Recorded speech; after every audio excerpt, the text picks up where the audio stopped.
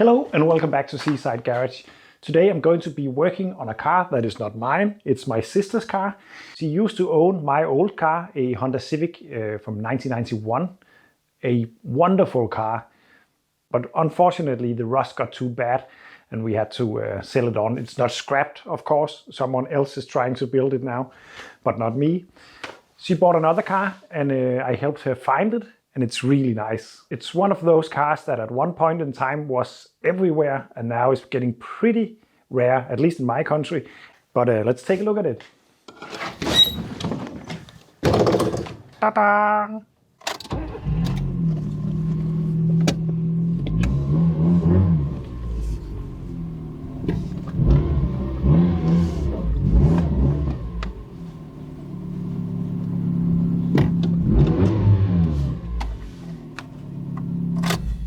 This is a Nissan Micra, the K11.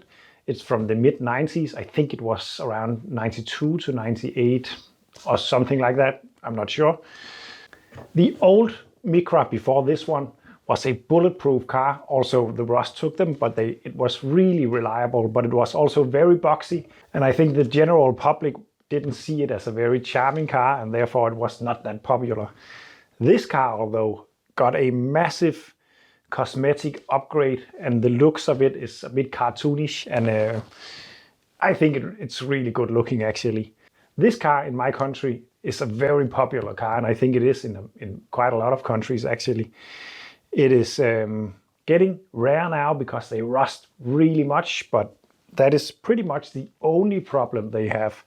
The engine is very bulletproof and very reliable. It is a chain-driven engine, 16-valve chain-driven engine, and very often cars get scrapped in my country because of cam belts that fail. This doesn't have a cam belt. It is very, very rare that a chain actually breaks. So I think that is one of the reasons why there are still so many of them left, because they are cheap to run and they almost never break. This one is slightly broken though, and it's a good example of what breaks on a car like this. It failed the MOT the other day, and it's the exhaust that is blowing. Cheap thing to fix, very cheap. In fact, the parts for this car is very cheap. So I'm gonna change that today and also do a oil change. Let's take a look at the car. The design of this car is really quirky, and I really like the front end with the big lights that is, yeah, of course, resembling a little happy face pretty much. It's a nice little package. A rather small car, yet pretty big inside for the compared to its size. And like many 90s and 80s cars, of course, when you sit in it, you have a very good view out of the windows, and it's almost like being in a fishbowl actually. This was just before that the A-pillars got extremely thick. It is of course because of safety that they are so big nowadays, but back then it was a lot easier to look out of your car. The interior on the Micra is just so amazing. Take a look at this. Oh! And also the floor mattings right there. Wow. It is really 90s when it's really the best of the 90s in here. And it's very durable, the material they build these cars in. The instrument cluster is very simple, yet you have a rev counter, which I really like. This is a 1.0 engine, so it's the smallest of the engine range, but still it got a rev counter. It is rather slow, but it's not too bad actually. Yeah, you got the original Nissan cassette player, airbags, and yeah. Let's take a look at the engine.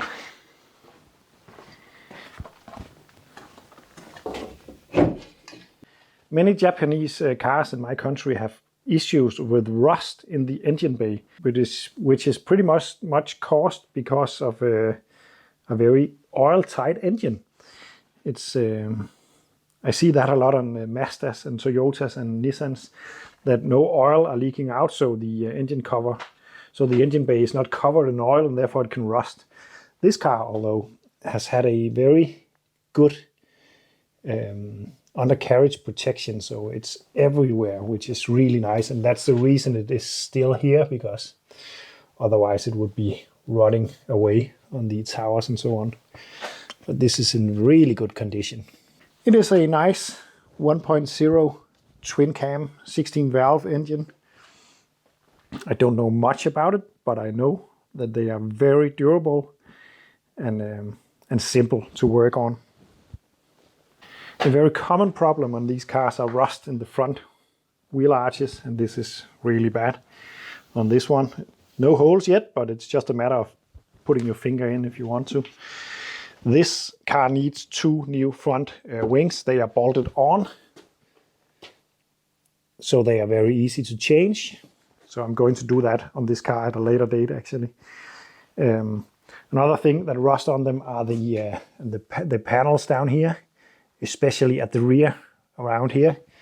This one has been fixed for, I think it was 2,000 euros 2 years ago. So I expect the entire panels are changed on both sides. It's difficult to see because they have protected it with some very thick material, but it seems to be solid enough in there. And this car went to the MOT the other day, and there were no rust issues at all, only the exhaust system that is blowing. So I'm going to change the exhaust and do an oil change, and then we can take it for a small ride.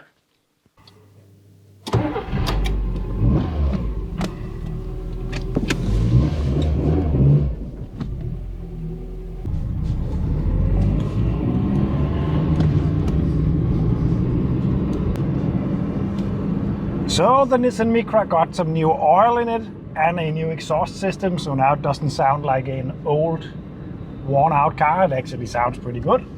And now it should be ready for many kilometers. Just like me, my sister enjoys these cars from the 90s, 80s and 90s. She's not that interested in cars, but she do like the design of them and also the cheapness of them. These cars are just something else. One thing is they are so cheap to buy. Another thing is they are so cheap to run. If stuff breaks on this car, it's very cheap to get the parts, and also it's very easy to fix them. Many people ask me what I think they should buy for a reliable car, and it's been easy for me for many years to tell them what to buy. It has always been a Toyota Corolla, a Nissan Micra, or something like that from the 90s. But that time is close to, that time is coming to an end now, because these cars are so rusty now that it's too big of a gamble, because I know it's going to be me they call when it's completely rusted out, because no one else is going to fix it, at least not mechanics. It's way too expensive to fix rust in my country. So, and newer cars are just, it's not that it's impossible to maintain a new car, not at all. You can do it yourself just fine. You just need an OBD tester and so on. You can use that on this as well, but the big issues with the newer cars, in my opinion, is that everything is so complicated. You can end up using a couple of hours to change a light bulb or something like that. It is so compact. There is so much technology in it that is really cool.